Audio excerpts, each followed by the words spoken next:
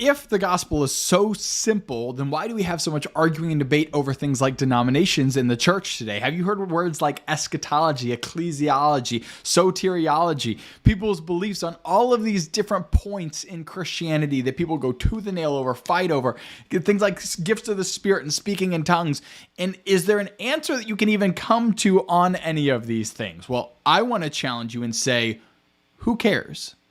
Like, who cares? Like, who cares what your view on ecclesiology is? Who cares what your view on soteriology is? Who cares what your view on tongues is? Who cares what your view on alcohol is? Now, what I did not just say is that these topics don't matter and shouldn't be discussed and aren't worth considering. That's not what I just said.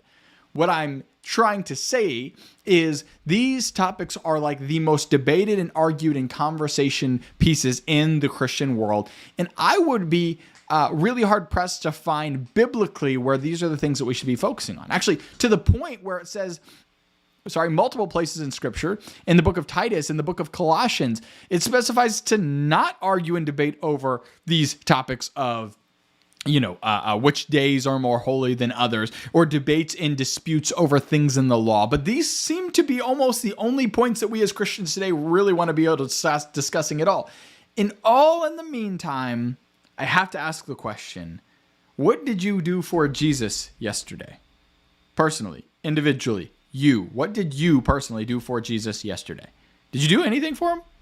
How many people did you pray for yesterday? How many people did you talk about Jesus to yesterday? How many people did you get to disciple yesterday?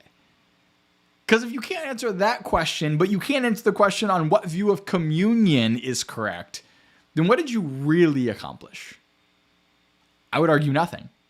I think that Jesus would argue nothing. Jesus talks about in James 1, he says, it's not hearers of the word who are justified, but doers of the word are those who are justified. But we have a lot of people who are really quick to listen, really slow to speak, and really quick to anger in the church. They're really quick to spout out in the mouth the things that they believe and get really passionate and argue and debate with people over these topics that they believe, but not all the while actually doing much of anything for the kingdom. You can argue that your beliefs and your arguments on these different secondary topics could be that, but I would say they're probably not. And I don't think that Jesus would think so either. I don't think Jesus is going to be giving high fives in heaven for people who had the right view of the end times. I think what Jesus is going to be really excited about, really passionate about, really, really honored to see and privileged feeling maybe to see is Christians who represented Christ well in this life. I heard this quote by one of my favorite pastors. His name's Dan Mohler. And I've listened to his sermons, probably a few hundred of them. And he said in one of his sermons, if it's not so simple a kid could understand it, it's probably not the gospel.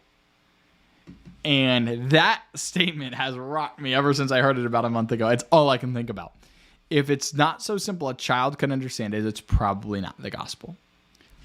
And I'm trying to think about how to rearrange things in my walk today, my Christian life today, based upon that statement. Now, obviously, that statement is not a Bible verse, so I'm not living my life based upon somebody else's view or feeling or opinion on something. But doesn't Jesus kind of back that statement up, even though he doesn't say that statement directly? But talking about the simplicity of the gospel and how the gospel was made for children. If you don't become like one of these, then you can't enter the kingdom of heaven. I don't believe that Jesus was making the gospel that complex. I believe that we make the gospel that complex. And our debates and arguments over things actually make it cloudier or more difficult for people to come to Jesus. I'll actually make even a bolder statement in saying, I don't think that you even having an answer to 90% of the things that are debated about is maybe even a better place to be in as a Christian.